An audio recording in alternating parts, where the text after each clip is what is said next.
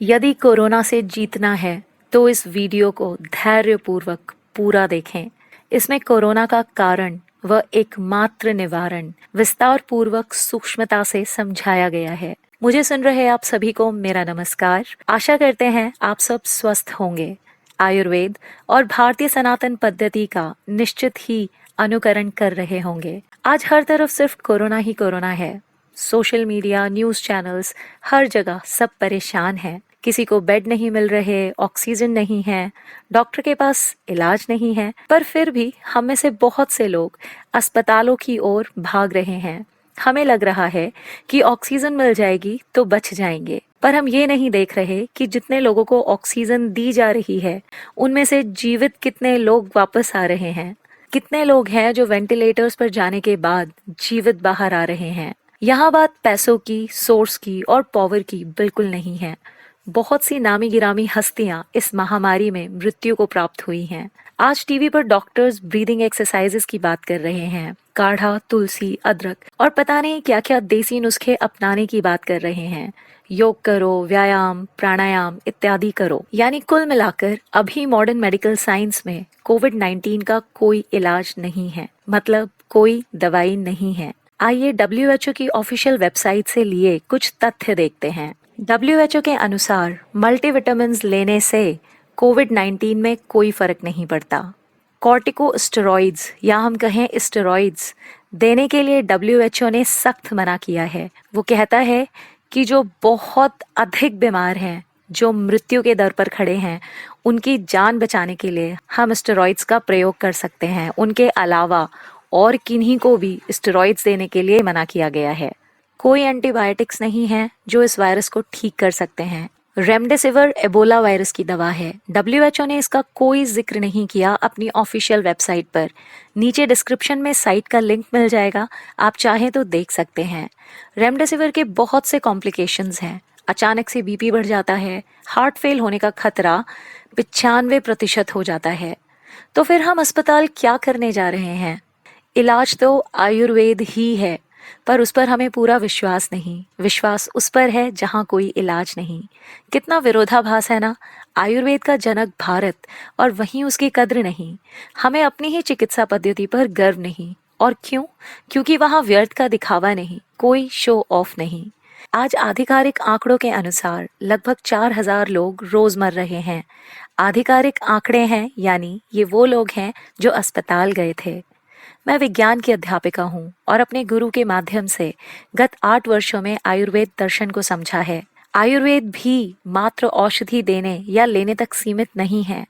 यहाँ कोई औषधि क्यों दी जा रही है, वो कैसे कार्य करेगी, ये जानना अधिक आवश्यक है। जब हम रोग को समझ लेते हैं, औषधियों के गुण धर्म जानने का प्रयास करते हैं, तब किसी रोग का सही से निदान हो पाता है। यदि समय रहते हम रोग और औषधि को समझ लें तो हम सबको पता चल ही गया है कि प्राणायाम करना है, काढ़ा लेना है इत्यादि। डॉक्टर्स बता रहे हैं कि पहले ऐसा लगेगा, फिर ऐसा इत्यादि। पर क्या कोई भी यहाँ ये बताने या समझाने की कोशिश कर रहा है कि आखिर कोविड-19 वायरस हमारे शरीर में कर क्या रहा है? आपको नहीं लगता कि यदि हम कारण को पकड़ लें तो निदान आसान हो जाएगा? आज के इस वीडियो में हमने यही समझाने का प्रयास किया है।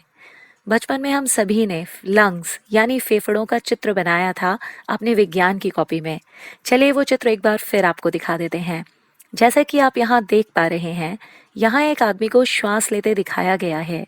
आप देख सकते हैं कैसे हमारे फेफड़े फूल रहे हैं और फिर वापस पहले जैसे हो रहे हैं। जब हम सांस लेते हैं तब हमारे फेफड़ों में हवा भरती है, जिसके कारण वो फूलते हैं। यहीं इन फेफड़ों में कुछ अंगूर के गुच्छे जैसी आकृतियां हैं, जिन्हें वायु कोष्ठिका या एल्वियोलाई कहते हैं। जब हवा इन वायु कोष्ठिकाओं में पहुंचती है तो ये भरपूर फूलती हैं और इन पर लिपटी रक्त धमनियों या ब्लड वेसल्स इनमें से ऑक्सीजन ले लेती हैं, जो फिर हृदय के द्वारा पूरे शरीर में पहुंचती हैं। और वहीं दूसरी ओर कुछ अन्य रक्त धमनियां कार्बन डाइऑक्साइड एल्वियोलाई को वापस दे देती हैं, जो हमारी नाक के द्वारा बाहर निकलती है।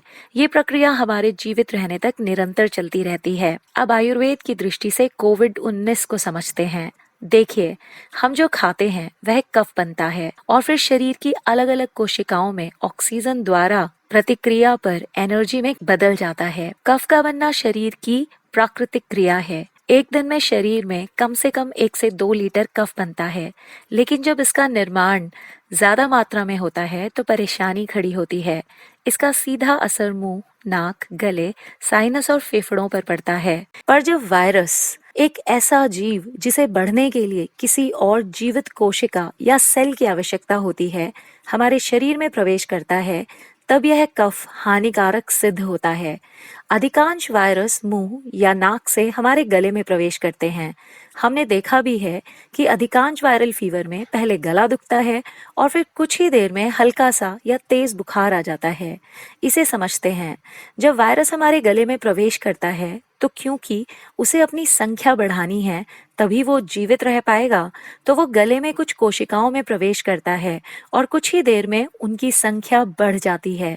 वो उस सेल या कोशिका की दीवार तोड़कर फेफड़ों में प्रवेश करता है और एल्वियोलाई तक पहुंचता है, वो जगह जहां ऑक्सीजन और कार्बन डाइऑक्साइड का आदान प्रदान होता है।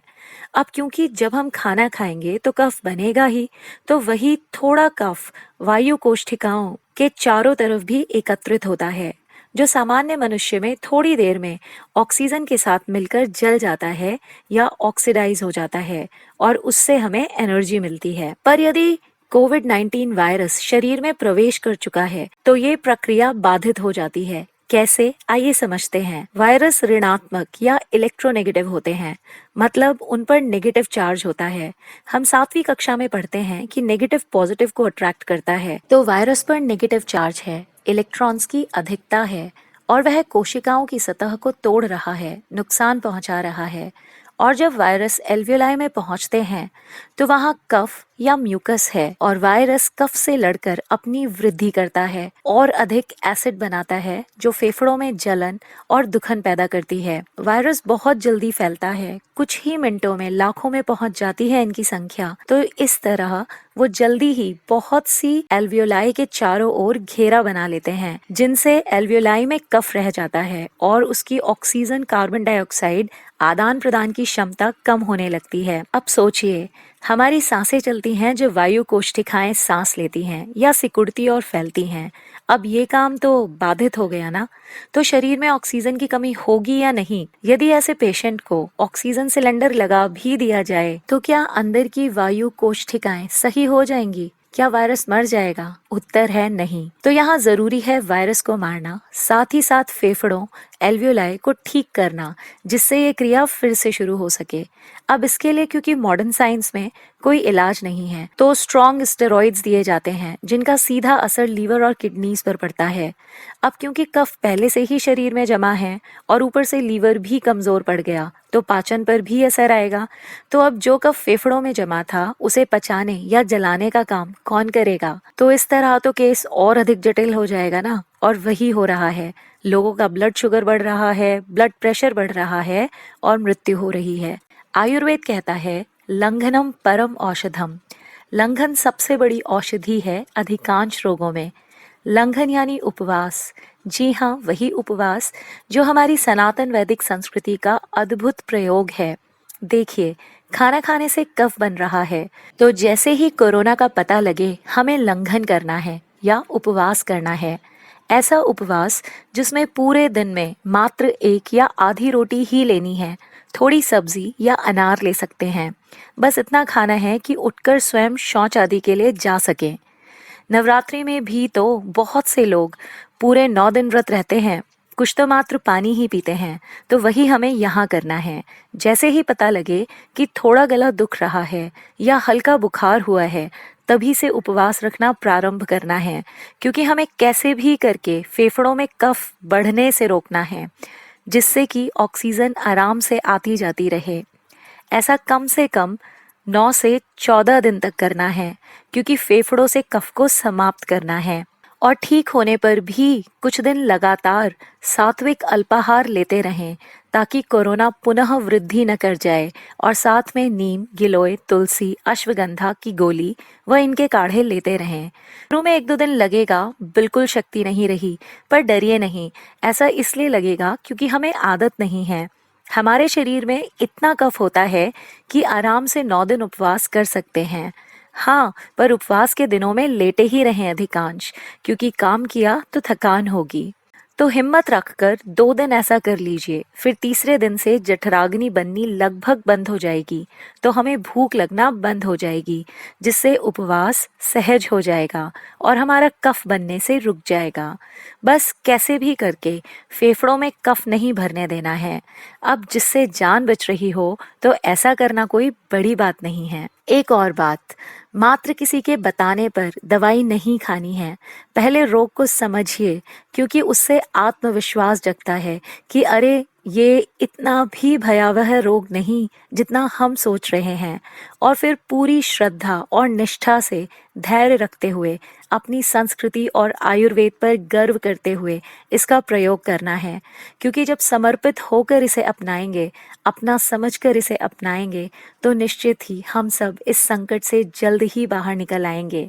मित्रों, आशा करते हैं आपको अच्छे से समझ आया होगा, और क्योंकि हम सब चाहते हैं कि सब जल्दी से स्वस्थ हो जाएं, तो इस वीडियो को अधिक से अधिक शेयर कर दें, क्योंकि कोरोना हमारे शरीर में क्या कर रहा है और उसका एकमात्र निदान क्या है, ये समझाने वाला ये पहला वीडियो है।